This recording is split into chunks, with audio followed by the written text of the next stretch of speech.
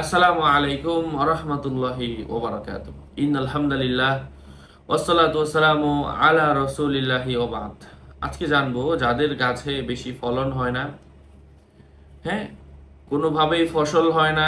আগে যেই আম ধরতো এখন আর সেই আম ধরে না। আগে যেই লাউ ধরতো, হ্যাঁ, ওই লাউ আর ধরে না।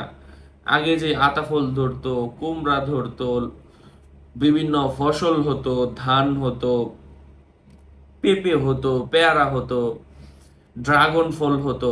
এক একজন এক একটা ফলের চাষ করি আমরা।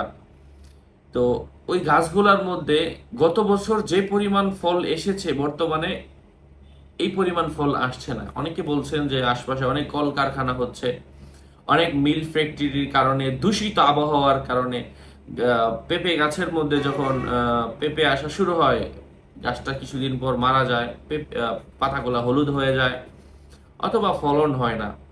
প্রত্যেকটা গাছের মধ্যে, আম গাছের মধ্যে বোল আসলে পড়ে যায়, বড়ই গাছের বোল আসলে পড়ে যায়, আগের মতো হয় না। তো অনেক কিছুই আছে। তো তাদের জন্য হচ্ছে কোরআনের একটা আয়াত বলে দিব। এই আয়াতটা লিখে, জাফরান কালি দ্বারা লিখে ল্যামিনেটিং করে গাছের মধ্যে ঝুলিয়ে দিবেন।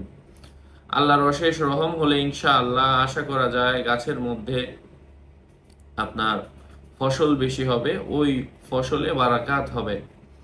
সেই আয়াতটা হচ্ছে সূরা আর-রাদ, আয়াত নাম্বার 1 থেকে 3। নিচে করলেই হয় যে আর সেই আমলটা আমি বলে দিচ্ছি।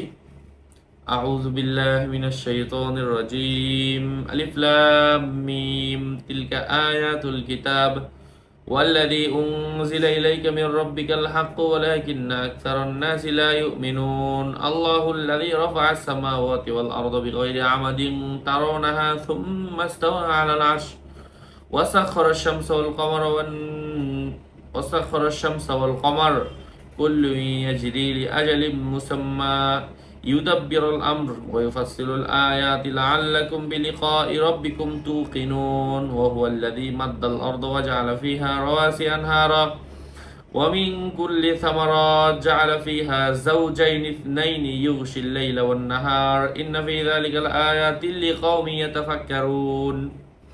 আল্লাহ পাক আমাদেরকে আমল করার তৌফিক দান করেন।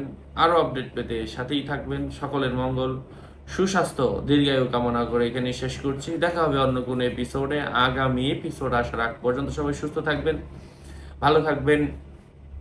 আসসালামু আলাইকুম ওয়া রাহমাতুল্লাহি ওয়া বারাকাতুহু। আর এই জাতীয় আমলের কিতাবগুলো যদি কারো প্রয়োজন পড়ে, আমল দেওয়া রুকায়া তাও ইস, আমার থেকে নিয়ে নেবেন 01908183699। আসসালামু আলাইকুম।